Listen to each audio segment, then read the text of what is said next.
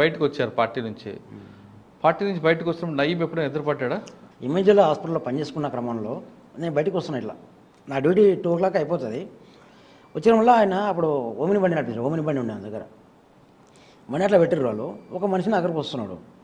నాకు డౌట్ వస్తున్నాడు. వాళ్ళు చూసారు నాకు డౌట్. మాకు ఆల్రెడీ మాకు కొరియర్ అంటే మాకు మొత్తం అన్ని బాగా ఆలోచన ఉంటాయి ఎవడిందని. నేను వాళ్ళని చూసిన నాకు డౌట్ వస్తుంది. నా మడే వస్తున్నాడు. నేను పైకి వెళ్ళిపోయాను. మళ్ళీ లోపలికి వెళ్ళినా అంటే హాస్పిటల్ లోపల జరిగినా ఇంజనీర్ హాస్పిటల్ చూసుకుంటుంది. బయట జరిగితే మనకు సంబంధం ఉంటుంది హాస్పిటల్లో. లోపలికి వెళ్ళిపోయినా వాడు నన్నే ఫాలో అవుతున్నాడు. ఏందబ్బా అనుకున్నా. మా భార్యకు ఫోన్ చేసిన, ఇట్లా ఒక అతను అబ్జర్వ్ చేస్తున్నాడు, అర్థం కావట్లేదు, నాకు డౌట్ ఇట్లా ఉంది అంటే, సరే బ్యాక్ సైడ్ నేను వచ్చేసి నేను వస్తానని చెప్పి మా భార్య అయిపోయింది. ఎంత దొంగ నేను ఇవ్వాలి నాకు అర్థం కాలేదు, నువ్వేం రాకు, ఎంతవరకు అయితే చూద్దాం, అది కూడా చూసుకుంటాను, ఎట్లయితే అట్లా కానీ మెసేజ్ నేను చెప్తున్నా, నువ్వేం రాకు అని చెప్పాను. సరే నా పిల్లని అడిగిన, నన్ను బాగా కవర్ చేసుకుంటూ వస్తున్నాడు. ఏమన్నా ఏమి ఇట్లా నా ఎంబడస్ ఇట్లాంటి లాంగ్వేజ్ మార్చిన, ఏమి ఇట్లా రికమెండ్ చేస్తున్నావు, నా ఎంబడస్ ఏంది అన్నా అంటే, మీ లాంగ్వేజ్ ఎట్లా ఉంది అంటున్నాడు. ఏమి ఎట్లా మాడుతున్నావు, చికెన్ మటన్ మాడుతున్నావే, ఏమి ఎట్లా నందెల కర్రలు అట్లా మాడతారు. నీ పేరు రమాకాంత్ కదా అంటే, రమాకాంత్ ఏమి ఎట్లా అంటివి, నా పేరు భాస్కర్ రెడ్డి కదా ఆంటీ, లేదు నువ్వే రమాకాంత్ అని. ఏమి నాకు అర్థం కావడం వచ్చాడు, నాకు అర్థం కాలేదు చెప్పి వచ్చాడు అని చెప్పిన. ఏమి అన్న పిలిచినాడు రా ఇట్లా అని. ఏమన్నా అనేవారు, నా పేరు భాస్కర్ రెడ్డి కదా, ఏమి అట్లా అంటే అడిగాడు. మళ్ళా 3-4 దిగిరు. నాకు అనుకున్నా చంపే ఎట్లా అనుకున్నా. సరే పంపని డైరెక్ట్ ఓపెన్ డోర్ ఓపెన్ చేసాడు. కూర్చుంటే కూర్చున్నా, తుపాకీ చెప్పి బయట పెట్టే. నాకు కూర్చోండి అని అడిగాడు. ఎవరు? నయీం. అంటే యాక్చువల్ నాకు పరిచయం లేరా నువ్వు, నాకు ఎవరినో తెలియదు, నేను డిపార్ట్మెంట్ అని చెప్పాను. వీటి దొంగ నాకు తెలుసు, డిపార్ట్మెంట్ నాకు ఏం చేయాలన్నా నాకు అర్థం కావట్లేదు అన్న, నేను మామూలుగా డ్యూటీ చేసుకుంటున్నా అన్న.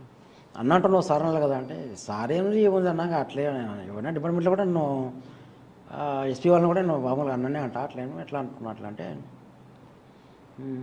పార్టీ కూడా మీకు ఇప్పటికీ కలుస్తున్నాడు కదా అంటాడు. నాకు ఏమైనా సంబంధాలు లేవన్న ఎట్లా అని చెప్తే, అదే వెహికల్లో మొత్తం మొత్తం చేసారు, తిప్పి లాస్ట్ మళ్ళీ ఎలిమినేట్ చేసి కూడా వదిలేసి వెళ్ళిపోయినాం. అంటే డబ్బులు కొంచెం ఉండే ఆయన దగ్గర, డబ్బులు కొంచెం ఇంత అమౌంట్ కానీ నాకు పెద్ద అది ఇట్లా కొన్ని బిడ్డలు ఉండే, ఇవి తీసుకో అని చెప్పాడు. తీసుకొని ఏం చేయాలని నాకు అర్థం కాలేదు, నాకు పెద్ద నాకు అవసరం లేదు, నేను డ్యూటీ తీసుకుంటాను అట్లా అంటే, ఒక మంచి కేసు అప్పచెప్పు, ఈ మొత్తం ఇచ్చేస్తాను నీకు, మంచి లైఫ్ ఉంటుంది నీకంటే, నేను వాస్తవంగా మంచి లైఫ్ అనిపిస్తున్నాను. సరే నువ్వు అన్నావు కదా అంటే, నడిచి తప్పించుకోవాలి, నేను తప్ప మార్గం లేదు. ఇంకా మనకి ఎదురుగా మాట్లాడు అనుకో, నేను ఒక్కని వాడు ఏం చేస్తాడు, వాడు చంపేస్తాడా, నాకు తెలిసి కానీ మీకు చెప్తాను అని చెప్పిన. పేజర్ నెంబర్ ఇచ్చినాడు. సరే అని చెప్పిన. ఎప్పుడు బండి దిగిపోవాలని ఆలోచన, మన దగ్గర మిస్ కావాలి, మనం ఒక్కనే ఎరుకోలేను. సరే అని చెప్పి అన్న చెప్తలేను అని చెప్పిన, దింపి వెళ్ళిపోయినాడు. ఆ డబ్బులు ముట్టుకోలే, మనకు సంబంధం లేదు. అటువంటి క్యాండిడేట్ ఆయన. ఒకసారి ఎదురాడు, తర్వాత ఎదురాడు. సరే ఎదురయ్యాడు, మొత్తం బెదిరించాడు. మనం భయపడలేదు, ఎందుకంటే 1 ఊరే ఎక్కువ ఉంది. అప్పుడు డిపార్ట్మెంట్ మొత్తం ఆయన దగ్గర పనిచేస్తుంది, రాజకీయాలు మొత్తం ఆయన దగ్గర పనిచేస్తారు. నేను ఒక్కరినే మనం చేయలేము, అది బయట ఉండి. అదే లోపల ఉంటే ఇట్లా అది వేరే ఉంటుంది, కానీ బయట పోయినా మనం తప్పదు, అది పరిస్థితి అట్లా ఉండే పరిస్థితి. తర్వాత ఎప్పుడు కూడా పార్టీ నుంచి మీకు పిలుపు రాలేదా? ఇంకా పిలుపు అనేది మేమే చెప్పినాం డైరెక్ట్గా, అన్న ఇంకా మాకు బాబు పుట్టిండు, మేము నిమ్మలంగా ఉంటాము అట్లా. బాబు పుట్టిండు అప్పుడు మాకు, మేము నిమ్మలంగా ఉంటామన్నా అంటే, ఓకే అట్లేం లేదు, హ్యాపీగా ఆడి మంచిగా ఉండండి, అట్లేం లేదు అని చెప్పారు. ఇప్పుడు ఎలా మీ జీవనం ఉంటుంది? మా బాబు కూడా మన రీసెంట్గా లవ్ మ్యారేజ్ చేసుకున్నాడు. బాబు బీసీ యాదవ సమాజం చేసుకున్నాడు. అదే అంటారు కదా, అది ఆర్య సమాజ్లో. జస్ట్ నేను డ్యూటీలో ఉన్నా, మా బాబు నాకు ఫోన్ చేసినాడు, డాడీ ఇట్లా పెళ్లి చేసుకుంటానని చెప్పాడు. వాడు ఏం చదువుకున్నాడు అబ్బాయి? డిగ్రీ చేస్తున్నాడు. ఏం చేస్తున్నాడు? డిగ్రీ అంటే మామూలుగా కారు ఉంది ఒకటి, డ్రైవింగ్ చేసుకుంటాడు. అంటే నేను నమ్మలే, మామూలుగా ఫ్రెండ్లీగా ఉంటాం వాడు. నేను డాడీ పెళ్లి చేసుకుంటాను డాడీ ఇట్లా అని చెప్పా. నేను మా భార్య చెప్పిన, పెళ్లి చేసుకుంటారా పోందా అంటే, ఎక్కడ పెళ్ళి అండి ఇట్లా, మా బాబు మన కూడా చేసుకుంటాం. సరేలే పోయినాం. వాళ్ళ అమ్మనే రాలేదు. మేము పోతే బాబు నా పంతులు చదువుతున్నాడు మొత్తం మంత్రాలు, వీడికి గోత్రం అడుగుతారు పంతులు చదివేటైనా. బాబు నీ గోత్రం చెప్పంటే, డాడీ చెప్పా అంటే వాడు నన్ను, ఆ బాబుని అడుగుతున్నాడు, మీ డాడీ లేదు సెట్ చేసినా అంటున్నాడు. లేదు మా బాబాయ్ అట్లా ఏం లేదు చేయండి అని చెప్పిన. హ్యాపీగా ఉన్నారు వాళ్ళు కూడా. వాళ్ళది ఆంధ్ర కానీ మనకు లోకలే ఉంటారు. ప్రస్తుతం ఏం చేస్తున్నారు మీరు? రేట నేను హోమ్ కేర్ చేస్తాను, హోమ్ కేర్ సర్వీస్ చేస్తాను. ఒక పేషెంట్ ముసలి వాళ్ళు ఉంటారు కదా, వాళ్ళు భోజనం చేయకుండా కానీ మనం భోజనం చేయించడం కానీ, ముక్కులో పైప్ వేయడం కానీ మూత్రం పైప్ వేయడం కానీ వాళ్ళ హెల్త్ చూసుకోవడం కానీ అటువంటి నేను నా ఓన్గా చేసుకుంటాను ఇక్కడ ఎల్బీనగర్లో. 44 ఇప్పుడు మీరు కుల వివక్ష కోసం చూశారు, వెళ్ళారు, పార్టీలో ఉన్నారు, కొంతకాలం పనిచేశారు, బయటకు వచ్చారు. మీ ఇంట్లో అన్ని మతాలు అన్ని కులాలు ఉన్నాయి. మీ అవును, దగ్గర వాస్తవం. మతాలు లేవు, అన్ని కులాలు ఉన్నాయి. మతం ఒకటే ఉంటుంది మతం ఒకటే, హిందూ. అంతే. అంటే ముస్లిమ్స్ అవి లేవు కానీ యాక్చువల్గా కులాలు మనం పెట్టుకున్నది మొత్తం మనుషులే మనం.